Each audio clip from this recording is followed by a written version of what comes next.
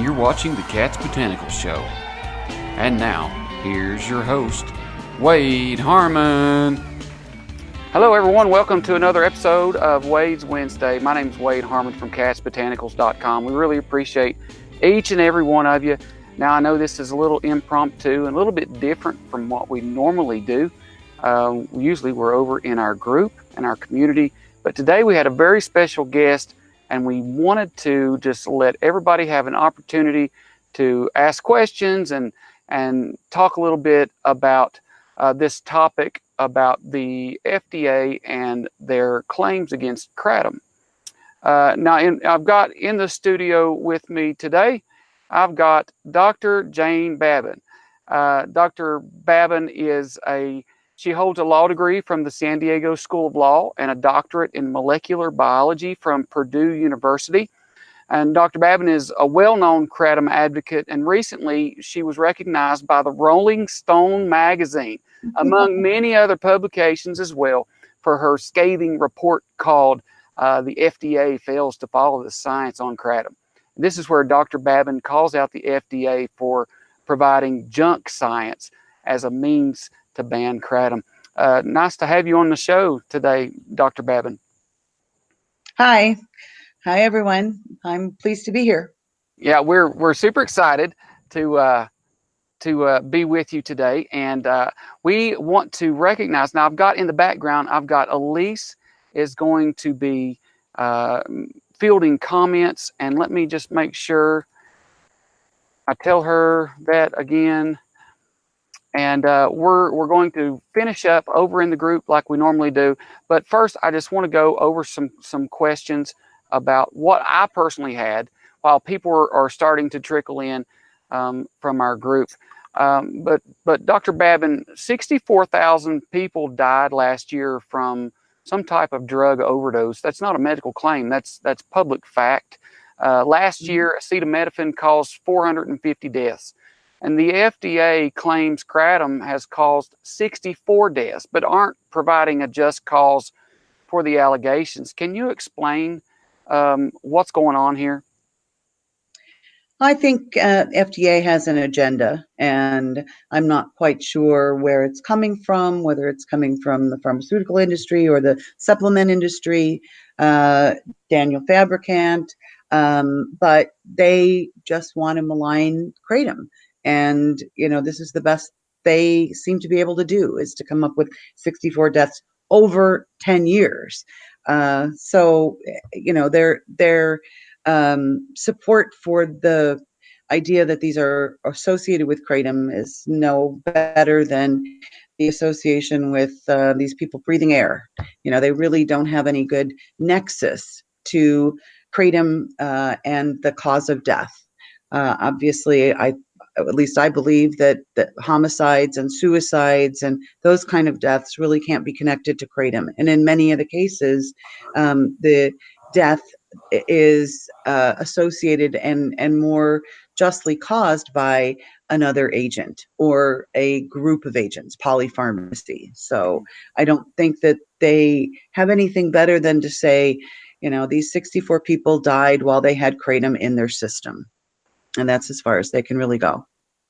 Yeah, and one of the things that really confuses me. I'm not a doctor, I'm not a scientist, but when I see some of the testimonies of different people and how they have used Kratom and how it has helped them, and then I see the FDA on one hand you've got extremists, and on the other hand it's extreme on both ends of the spectrum. And how does Kratom fall under the Dietary Supplement Act? And if you don't mind, just maybe explain what the Dietary Supplement Act is for people who are just now getting introduced to this whole idea. Well, the Dietary Supplement Act was an act passed in 1994 that recognized that people have the right to improve their own health and take control of their own health and make their own scientific assessments as to whether something is useful for their health. The FDA has been going after things like vitamins for a long time and wanting to regulate how much of a vitamin you can take, how much can be in a particular supplement pill or capsule formulation, and require more proof of efficacy rather than allow people to make their own decisions and make their own determinations based on their own experiences as well as what scientific literature there is available. Without having to talk to your doctor or go to, a medical professional that's recognized by the state medical board in a community or by the FDA. FDA, I think, wants to control everything, but I think that a lot of the people who use Kratom and a lot of the people who are interested in dietary supplements don't want to have to listen to the advice, especially when the advice doesn't give them any answers, or when they've tried the FDA approved and medical establishments approved methods for treating pain or for withdrawing from other drugs or for maintaining their health in any way. And, the Dietary Supplement Act recognizes that people aren't, just sheep. They're intelligent individuals and don't always need, advice of a physician to decide what they eat and what they put in their bodies. Right. And so I think that. Go ahead. So the Dietary Supplement Act allowed dietary supplements, which can be a variety of things, vitamins, minerals, herbal preparations, etc., to be introduced if they can if the manufacturer, the distributor, the retailer, whatever, has a relatively certain degree of, I don't have the statute right in front of me, degree of understanding that there's safety, that it's not harmful.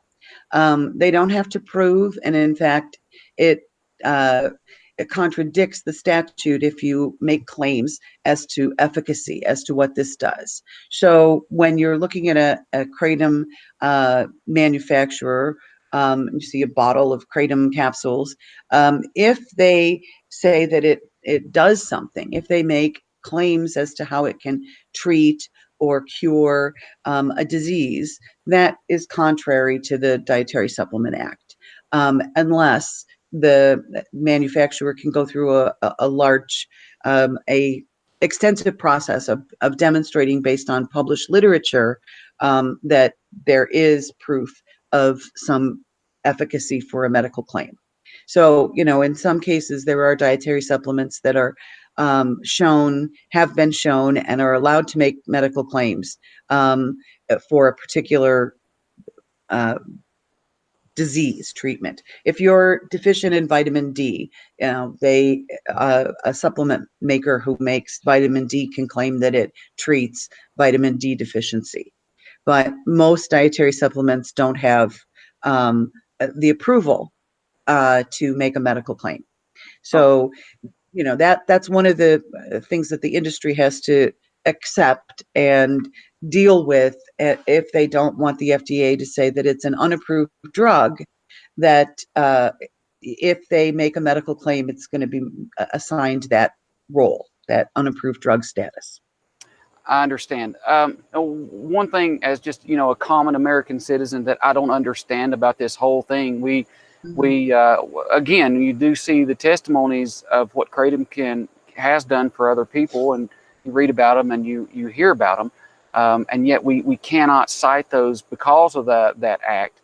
But yet the FDA, it feels like to me, the FDA is coming in with these 64 deaths that they've attributed with Kratom, and a lot of these allegations were the truth was not disclosed, in my opinion. And I don't. Absolutely. I mean, I'm not a doctor, but I believe one guy had a shotgun wound in his chest, I believe, if I'm not mistaken, and they attributed that case to a Kratom death. Now, what is from a professional standpoint, in your professional opinion, how can they how can they do this and get by with it? Surely somebody at the DEA can understand this and uncover what's going on. Well, hopefully what we've been doing lately is to, debunk their claims that these are kratom deaths. And that's not to say that there isn't an amount of kratom that could kill someone, or an amount of an individual alkaloid that's present in kratom, one of the active components. But I don't see levels of the alkaloids in the autopsy and toxicology reports that are anywhere close to what has been determined to be a lethal dose in animals. So, they've done what they call LD50 studies in mice and rats and some other animals as well, and shown that there's a certain level of a certain amount of mitragynine or a 7-hydroxymitragynine that can kill this animal. But it's huge. It would be the equivalent of hundreds of grams of whole leaf kratom if you absorbed in your body all of the alkaloids that were present, and that's not the case. You really have only 3 to 6% when you're taking whole leaf kratom. So, to get the levels that would be the equivalent of a mouse or rat LD50 would be, impossible to take. I got you. Okay, so I've got some questions from the community here. Melody is asking, is there even one death that doesn't have any explanation except for kratom? In other words, I think what she's saying is, has there been people that have died and didn't have any benzos, didn't have any opiates, just kratom? Do you know? There are a couple, but I don't think we have the full case history in most of those cases. There are a couple that have been reported in the media, but the autopsy and or the toxicology report and past medical history. What I'm finding is that the deeper I look into these cases, the more suspect the determination of a kratom death that determination is. It's some of the other circumstances. In some cases, when we have a toxicology report and an investigative report to look at, the investigative report suggests that individual may have been taking drugs, but they don't even, in some cases, test for them. They say, well, that can't be the cause of death because it's a prescribed and it's overseen by a medical professional. So, the issue in those cases is, well, did they take all of their pills at once? And would that drug also interact with other drugs? And I think that the FDA just doesn't know, and we don't know what the interactions of 5 different drugs that, aren't generally prescribed together, or if you take, say 3 or 4 different SSRIs, what is the effect going to be? We know you can overdose on those. So, if you take a therapeutic dose of 5 of them, I think that can probably cause death as well. Right. That's a good point. Melody, she also asked, and you was talking about toxicology reports. She's asking, where do they get the parameters to say what is toxic, as far as, the kratom topic? Yeah, that's an issue that we have. There's one lab in particular that is reporting, and they're not reporting it in an untrue way. It's just misleading, I think, to the medical examiners. They're reporting that 20 to 60 to 600 nanograms per mil of blood is the reported concentration of mitragynine in the decedents who have been associated with kratom deaths. So, that's to say, if you're calling a death that wasn't caused by kratom a kratom death, and they had 20 nanograms per mil, then that would fall within this 20 to 600 nanograms per mil range. So, it's garbage in, garbage out kind of situation. They don't really know what the toxic level of mitragynine is, and I'm sure that it's not 20 nanograms per mil, because there have been some studies on healthy living users who have kratom or mitragynine levels in the 15 to 100 nanogram per mil range. And, that wasn't even a very concentrated or potent dose of Kratom tea. So I don't believe that those doses at the low end are really Kratom caused alone, Yeah. that substance doesn't cause it. The higher end, we don't know, we don't know what that level is, but they have um, no tests of their own, no data of their own to show what a human toxic dose is. So I dispute their results, and that's, I think, something that we need to work on, is to get them to report to the medical examiners and the coroners a more reasonable and accurate dose of, or level of mitragynine and 7-hydroxymitragynine. Interestingly enough, this lab doesn't even report any of the other alkaloid levels. Hmm. So I think that that's important for them to start doing. That's interesting. Well, you in your report, you brought out a lot of things that I really I loved. I loved a lot of it. A lot of it I didn't understand, but I still loved it. There's somebody out here that at least knows what they're talking about when it comes to this stuff. But can you walk us through that process of what activated you to take a stand and take a step forward and just say, "Hey, this is not right."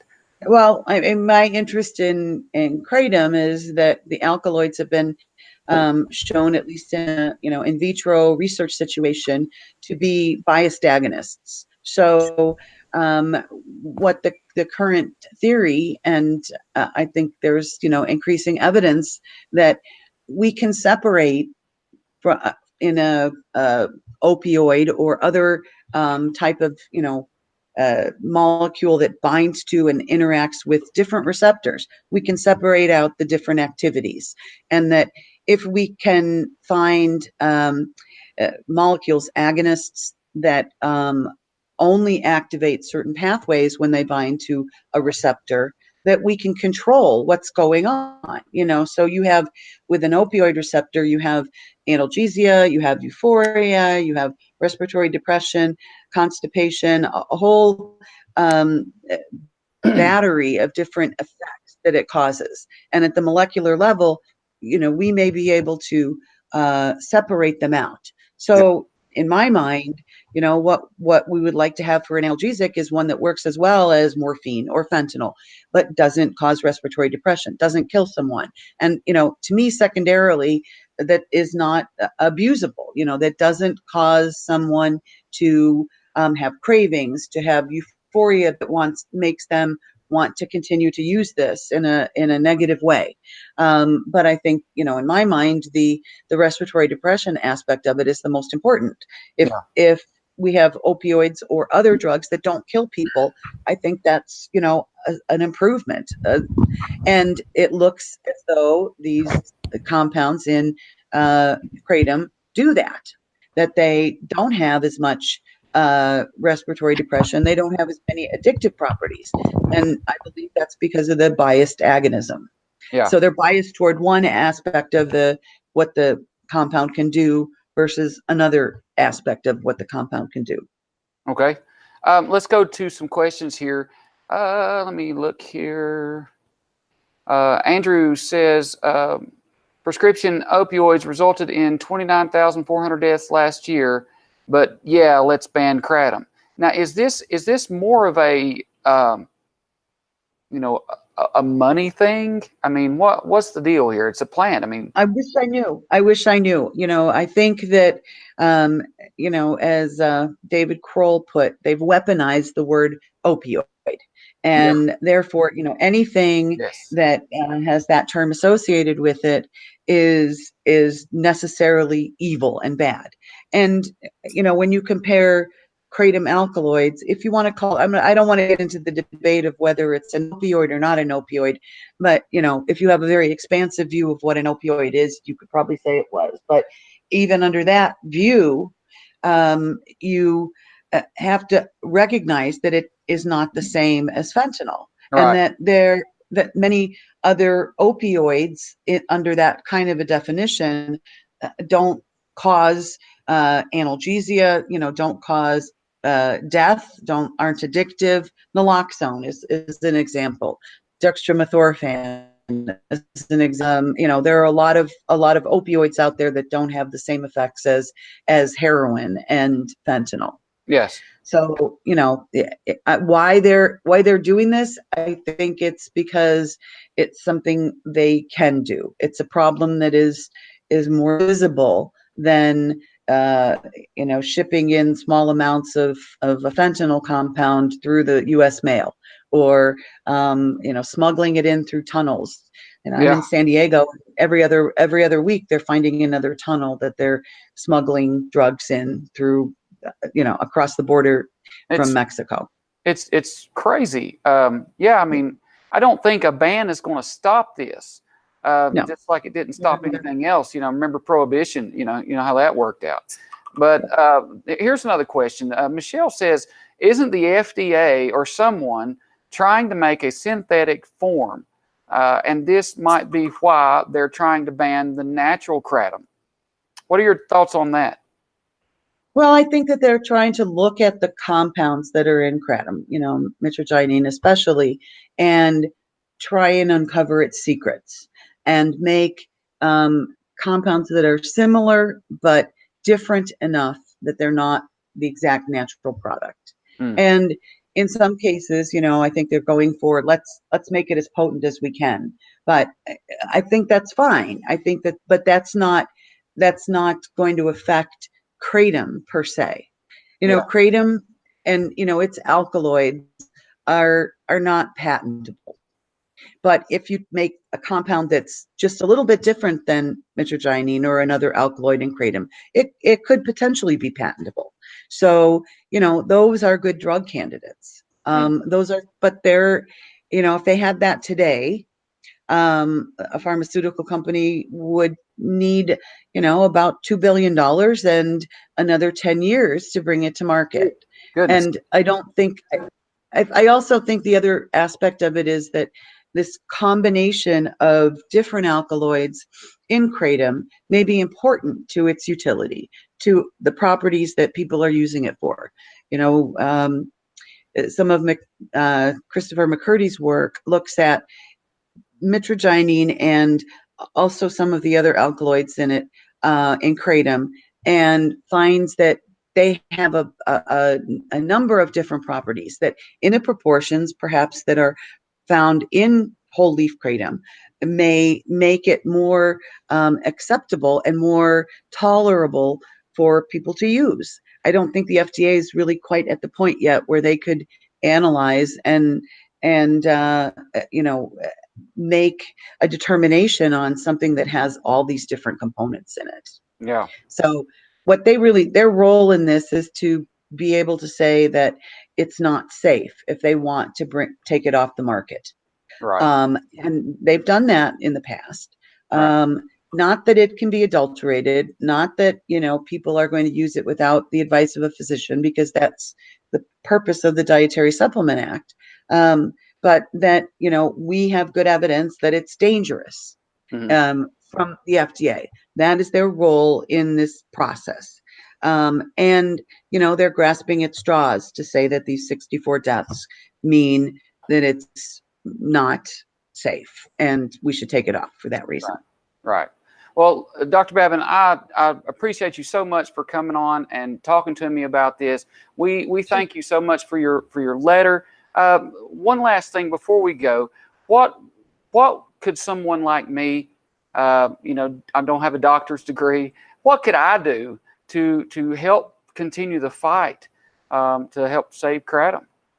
Well, I think you can, write to your local representatives in Congress and in your state government, share your experience with using kratom, so that people understand that it is not toxic to everyone when you have 20 nanograms per mil, which is probably the equivalent of a couple grams of whole leaf powder or in a tea. That's that range. And support the organizations that have lobbyists and that have an insight into how to get the government, particularly the FDA and Congress, to change their mind. just keep up the letter writing and be aware and ready for the time when we need to send that 140,000. We need to get that 140,000 signatures on a petition again. Yes. So yes, that's right. Well, thank you again so much, Dr. Babin. We appreciate you. We appreciate everybody for watching us. And sorry it was a little late. I can hang out for a few more minutes if you need. Yeah. Hey, that's fine with me. Let's take some questions while we wait here. I actually need to change batteries in this microphone. Uh-oh. Let me see. Let me look at a question here. Can you talk about alkaloid properties? What's the difference between the alkaloid properties? And I know the 7, and I'm going to say this wrong, but I'm going to say it's 7-hydroxymitragynine. Is that the way you say that word? Either way, but I know that one is the really potent one, and it's not as common as just the mitragynine, or however you say it. What are the differences? I mean, between why does it have more of one and less of the other? Is there any particular one that's stronger? I don't think that they've looked at it sufficiently to understand how it's synthesized in the plant. There is some belief, some evidence perhaps that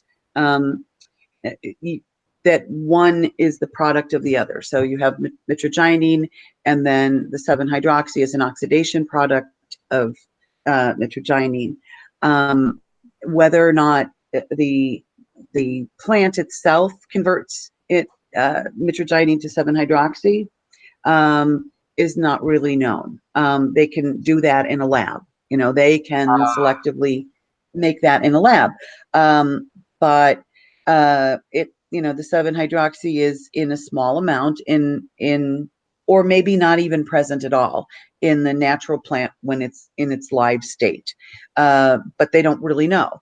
And the 7-hydroxy is the one that is associated with greater potency, more analgesic potency and binding to mu-opioid receptors than mitragynine, and it's more potent than morphine. It seems to have some addictive qualities. It has, other properties that would be of concern if it were a purified product. But in the level that it's in, it's basically 30-fold less prevalent in most kratom preparations than the mitragynine. And so, I think most scientists who are studying the whole leaf don't consider it a problem in that form. If it's enhanced or if it's purified, we just don't know. We know that in rats, there was a recent paper that showed that it could be addictive and could substitute for morphine. That's one of the tests that they use to determine whether or not something's addictive and whether it's, of concern.